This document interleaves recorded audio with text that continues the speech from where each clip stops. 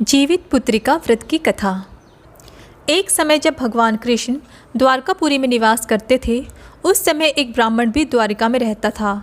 उसके 7 पुत्र काल के गाल में बचपन में ही जा चुके थे। इस दशा को देखकर वह ब्राह्मण बहुत दुखी था।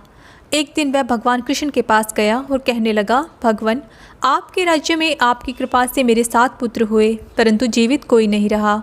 क्या कारण है? यदि आप अपने राज्य में किसी को दुखी देखना नहीं चाहते हैं तो कोई उपाय बताइए। भगवान बोले, हे ब्राह्मण, सुनो, इस बार तुम्हारे जो पुत्र होगा उसकी उम्र 3 वर्ष की है। उसकी आयु बढ़ाने के लिए तुम भगवान सूर्य नारायण की पूजा हेतु होने वाले पुत्रजीवी व्रत को धारण करो। तुम्हारे पुत्र की आयु बढ़ेगी। ब्राह्मण ने वैसा ही किया। जब वह सपरिवार हाथ जोड़ और खड़े होकर इस प्रकार विनती कर ही रहा था, सूर्यदेव विनती सुनो, पाऊँ दुख अपार, उम्र बढ़ाओ पुत्र की, कहता बारंबार।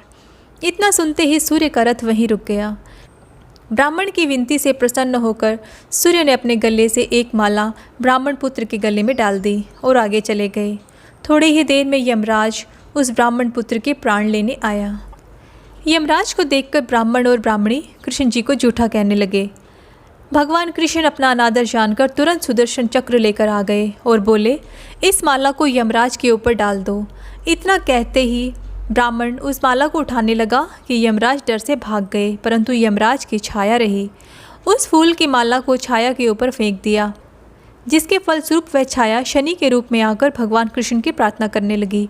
भगवान कृष्ण को शनि के ऊपर दया आ गई और पीपल के वृक्ष पर रहने के लिए कहा। तब से शनि की छाया पीपल के वृक्ष पर निवास करने लगी। इस प्रकार भगवान श्री कृष्ण ने उस ब्राह्मण के पुत्र की आयु बढ़ा दी।